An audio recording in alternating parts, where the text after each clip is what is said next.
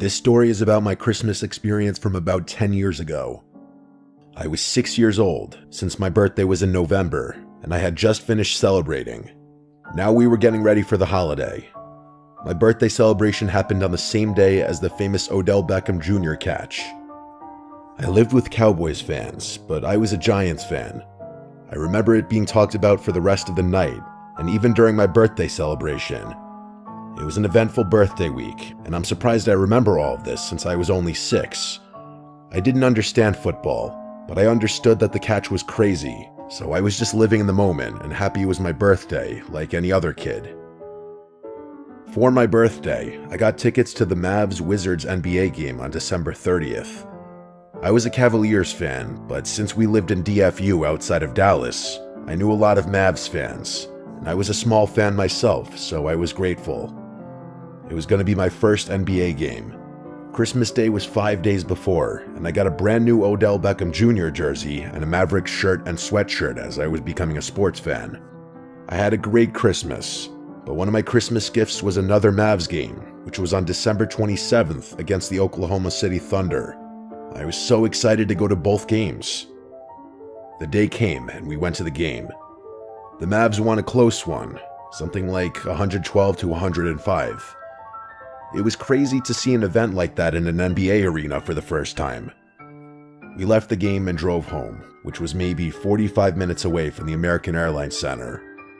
The next couple of days were normal, but I was excited to go back to that amazing stadium and atmosphere. This time we went again. I didn't know it would be the last time I went for years. At the last game, we had nice seats, like 7 rows from the court and in the middle. But this time, we were maybe row 20 and in a corner area, so the experience was different. The game was going well, and I was enjoying it. The Mavs were killing them by like 20 to 30 points at halftime. Since I was a child, I wanted to roam around and get food and go to the bathroom by myself, but I was with my parents and only 6 years old, so my parents and I walked to get some food. We waited in line for maybe 20 minutes. My dad went to another restaurant inside the arena to get different food, and I stayed with my brother who was waiting in line to pay. As we talked to the worker, I walked away to throw out some of the candy they bought me before the game. I walked to a trash can maybe 30 feet away. As I got there, this tall white man came up to me and asked, "Hey, are you lost?" I shook my head and didn't say anything. He said he didn't see my parents around and told me, "Let's go look," as he grabbed my hand and walked with me. I was just a kid, so I walked with him. He took me toward the nosebleeds and said we were going to the intercom so they could announce my name and find my parents. I said okay and kept walking. We got to the top and we waited for about 10 minutes. He waited until the coast was clear and then tried pushing me towards the emergency stairs or elevator. I don't remember exactly, but I do remember there was no one around. Then I remembered stranger danger, and the guilt and fear started sinking in. I realized I shouldn't go with this man. He didn't have any credentials. When he let go of my hand to go check his phone, I ran all the way back to the stands. As I ran, I saw him standing there with a small grin on his face.